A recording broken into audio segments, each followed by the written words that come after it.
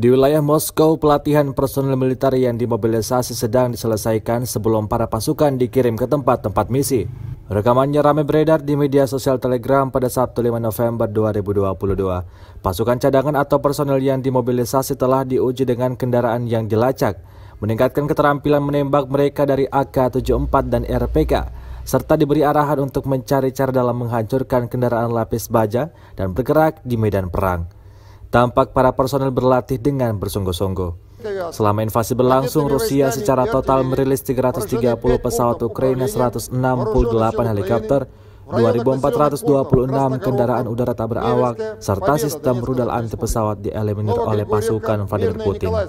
Sementara itu dari kubu Kiev, Kementerian Pertahanan Ukraina melaporkan 74.840 prajurit Rusia meninggal sejak awal konflik hingga hari ke-254.